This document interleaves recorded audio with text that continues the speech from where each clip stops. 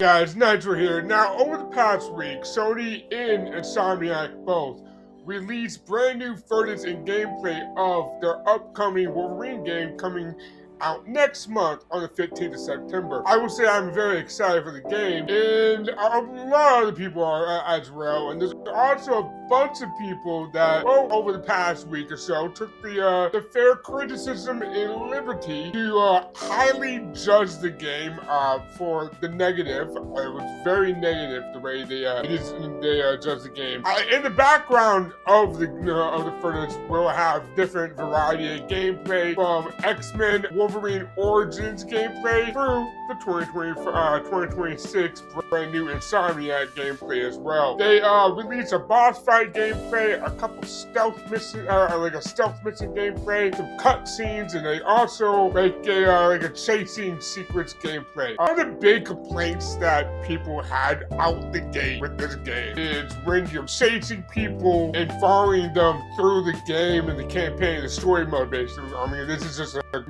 linear campaign game. I'm sure you can go back and replay the missions and yada yada afterwards. Chasing through people, like for instance, there's this one part of the game where you're chasing down the Hand. The Hand is, a secret organization. We previously just saw the Hand foot ninjas in Spider-Man: A Brand New Day. I thought Spider-Man: Brand New Day was an amazing movie, by the way. But yeah, so we previously saw the Hand in Spider-Man: Brand New Day. They come back up and show back up in the Marvel Insomniac game for Wolverine. Obviously not the same Hand, different, same organization, but not the same continuity. That's what I'm trying to say. Yeah, you face the Hand in this new Wolverine Insomniac game.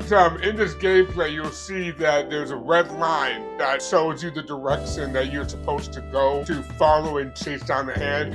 A lot of people didn't care for the red line. I and others honestly see the red line as more of an accessibility option. The red line is more of an accessibility feature, so people playing the game doesn't get lost. Granted, it is a linear game, so it's kind of hard to get lost in a linear game, in my opinion. But hey, if people need the extra accessibility, that's a good thing, in my opinion. Though you could possibly, just turn off by default and have like a toggle off in the settings. Like, hey, if you want extra accessibility during the whole story mode and the gameplay, or just for this mission, then you can toggle on this extra accessibility that makes a red line so you can follow the red line throughout the gameplay. I think that will help a lot more than putting it there by default, because not a lot of people is going to want that by default. I can see why people are being mad about that. I personally, I don't mind it. Again, maybe I'm just more of like a casual gamer when it comes to traversal and exploration. I know myself, I'm very casual when it comes to exploration, but hey, exploration is not for everyone. It really isn't. Speaking about exploration throughout these levels that you're exploring, I think they mentioned it's going to mostly happen the bigger kind of hub areas of the game, like hub cities or whatever. Traveling throughout the game, there's these mystery doors that pop up, and when you go to the mystery door, that is how you go and replay your mission. You'll have an automated private mission by activating, interacting and activating something through that mystery door. There's also a challenge in the mystery door where you can either fight people, or some of the challenges will have you do parkour throughout the city and stuff, and do a time trial or whatever. And once you complete that challenge, you get extra skill points and lore and cutscenes and stuff like that about the game, explain the story of the game. I think that's pretty cool. That's the thing. A lot of people was like, oh, this door, I'm just going to speculate that, you look at the door, something happens, there's a multiversal time travel effect, a hub world. A lot of people just don't know what they're talking about, and they got really pissed off about oh, hey, I think I know what this door's here, and they just basically went off speculation. I mean, you can do that if you want, but they're completely wrong. Granted, I'm getting my information just off of other YouTube videos and Google searching. I haven't really played the game myself, because I'm not big enough for the insider programs and the news and stuff like that. I'm just seeing what I see off the internet. I will say I'm very, excited about the Wolverine game.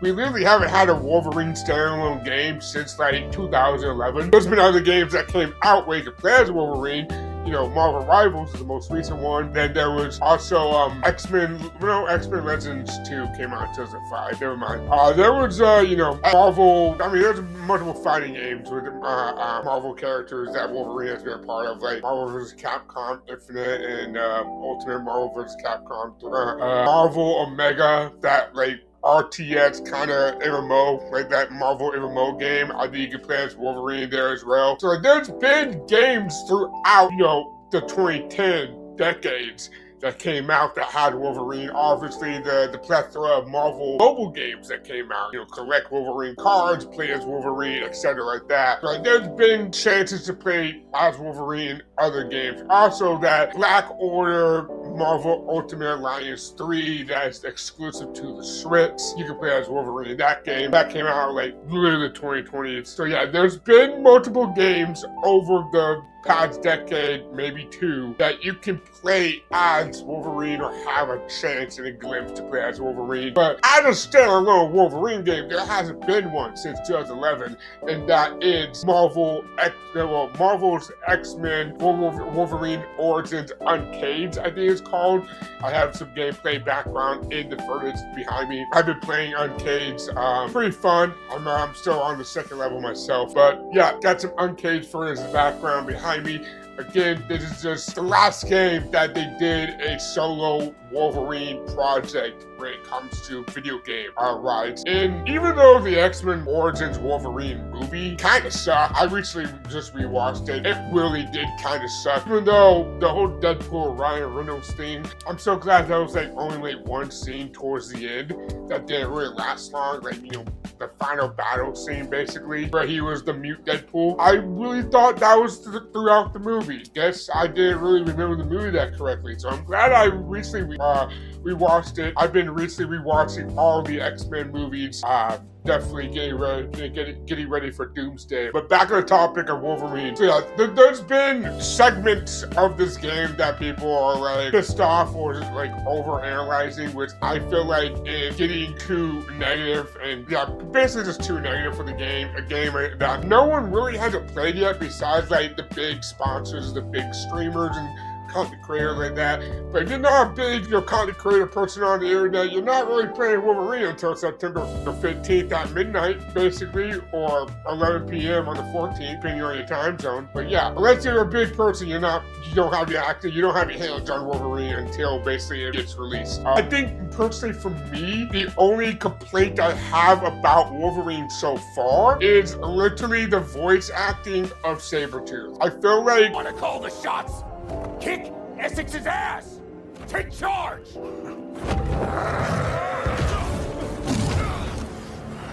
You won't! You just give a shit when it suits you! the model of Sabretooth looks really badass. He's a really cool model. I like the beard and the long hair. Very comic book accurate. Nice armor. I don't think the armor is really comic book accurate, but interesting armor. Good armor. But yeah, I like the look and I like the design of Sabretooth. Sabretooth. My only problem is the voice actor, because again, I'm going to have in the video, but literally he sounds like a squeaker, kind of. Not really a squeaker, but like really soft, not manly voice whatsoever. Like very soft, kind of like teenage voice in like a man's body, which it just looks off in my opinion. I just don't think the voice of the voice actor matches Sabretooth and the model that they gave Sabretooth. Ironically, this is coming from me that can barely talk whatsoever. But yeah, I just feel like the voice actor, even though it's a good voice actor, don't get me wrong, I just feel like the voice actor himself, his voice doesn't match the model that they gave Sabretooth, because he just looks like this badass, broly, giant man, like scruff, with like, you know, muscles and stuff, and then he has like this high-pitched teenage voice, and it just kind of throws me off. But it's not really that in the world, it's just a voice actor. Granted, it's, I would assume, one of the major characters in the game, because they describe Wolverine, you know, Logan's and Sabretooth's connection as like good friends, ex-friends kind of, and like they do go on like a lot of missions together, which I mean that's pretty accurate to the comics. Speaking about the comics, this game doesn't adapt any comic story whatsoever. It's a, you know, original game, which I have no problem with because, look, if you played Marvel Spider-Man 1, 2, and also the Miles Morales games, you know, their Insomniac Spider-Man trilogy, that was also original storyline for Insomniac. Like, they maybe had pulled a couple themes from the comics, but not much. It was their own Spider-Man storyline. Obviously, they had comic characters in that game, like how a good superhero comic book game should have, or the comic book adaptation should have in general. But yeah, Insomniac Spider-Man games, completely original. That's all Insomniac story. So I feel like if they can do a good story with Spider-Man, in my opinion, Spider-Man 2018, the first one, that was a really good, impactful, emotional story. Heck, at the end of the game, that game made me cry. I was bawling my eyes out. That was, in my opinion, a masterpiece of a story. Just, I feel like what they did with the Aunt May and Patsy Ray, they did it really well and made me tear up. It was really a tearjerker scene, in my opinion. So I feel like they could do a good Logan story, like a good Wolverine story. I have no doubt.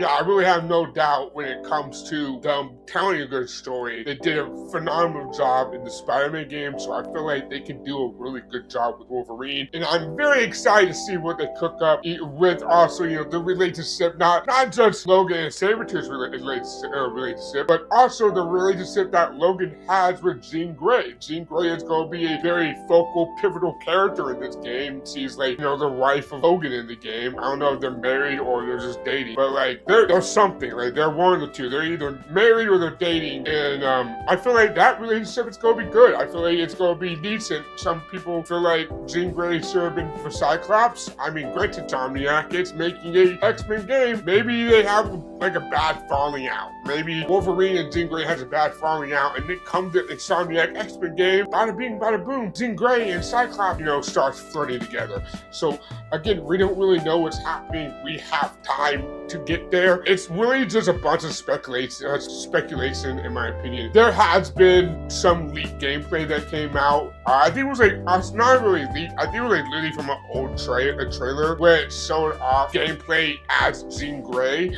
but Insomniac has came out saying the only character that you're going to be playing at is Logan/Wolverine. You're not going to be able to play as Jean Grey. I think that's a missed opportunity because the fact that Jean Grey has interesting powers, very incredible, very powerful powers. Of course, they had to nerf her down, but I mean, it makes sense. It's a video game. But she has really good, interesting, strong, fun powers. Unlike Mary Jane Water, unlike Mary Jane from the Spider-Man game, Jean Grey actually has powers. Mary Jane just has a cell phone and a camera, and that's about it. And I can see why a lot of people were upset with the Mary Jane missions. I thought the Mary Jane missions, in my opinion, I thought they were a good breather room from playing as Peter/Spider-Man. I feel like when you played as Mary Jane, it was like a good break, like palate cleanser. It didn't happen all the time, and it really only happened in the story. I liked playing Jean Grey in a Wolverine game. I mean, why not? Again, Jean Grey does have powers, but maybe they're saving her gameplay for the X-Men game, seeing that Jean Grey is a part of the X-Men lineup. In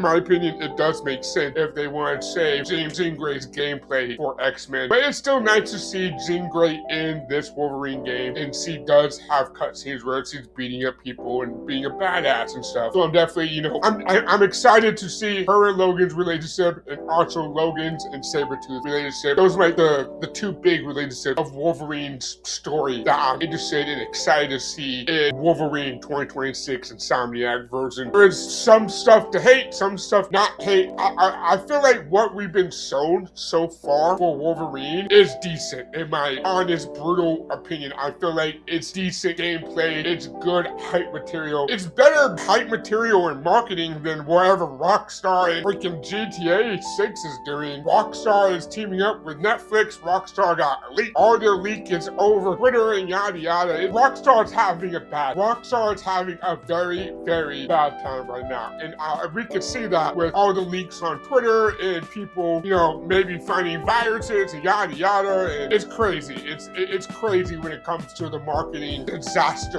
going on over for GTA 6. So at least Insomniac and Sony isn't having that disaster. Granted, Sony is having their own disaster with the whole no disc, no buy, and PlayStation announcing that in 2028, they're gonna have no more discs for all the new games. And so many people are pissed off about that. And they're so pissed off that they're using Wolverine and other PlayStation games coming out as platform for this no disc, no buy discourse and yada yada. In my opinion, I feel like it's definitely bombing games, especially indie games, because this isn't just happening on AAA major blockbuster games from, Insomniac or Warner Brothers or EA, etc., etc. It's not only happening on the big blockbuster titles, it's happening everywhere. Even on the indie titles. Like, indie games have it really bad right now. And in my opinion, I feel for the indie people, I feel for the indie dev. It kind of sucks that people are using this opportunity to bash on an indie dev project just because Sony decided to be a little bit dumb. But yeah, just because the fact that Sony was like, hey, we're gonna remove disc in 2028. Even indie people are getting hate on the buy thing, and I feel like that is just a tragedy in my opinion. Sony should, in my opinion, definitely do better, and hopefully by 2028, maybe by 2028, they change their mind. I doubt it. Again, this is Sony. They like money. They like to listen to their shareholders, and whatever the Sony's shareholders say is what they're going to go with as the plan for them. They don't really care for the fan, and I mean, time and time again it's so. But again, it sucks that people are taking those opportunities and these games coming out to platform for this whole no disc discourse. I feel like it's very, in my opinion, distasteful and annoying. But again, gaming industry is a whirlwind of wild themes and gossip. That's all it is. There's wild news and gossip and speculations and a lot of crazy fandoms, and that's basically the gaming industry, the gaming discourse in 2026. But yeah, I feel like the whole Wolverine hate isn't really justified because people really haven't played the game yet. Game's still not out. We have a month. Granted, there is gameplay to make your own opinion, and people are,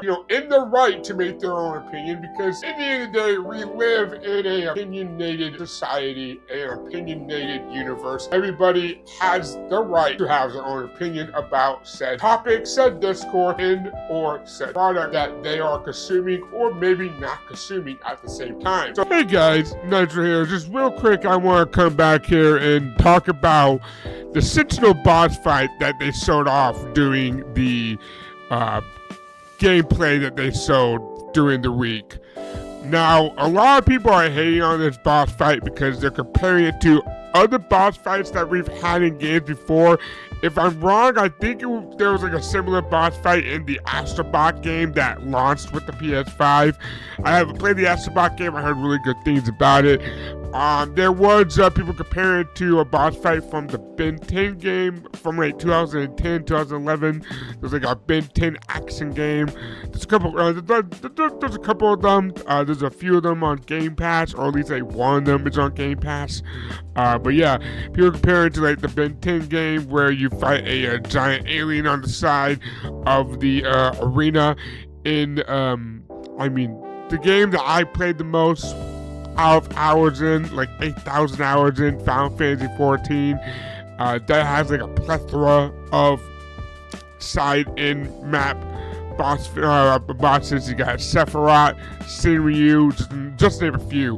Sephiroth and Shinryu. There's tons of others as well.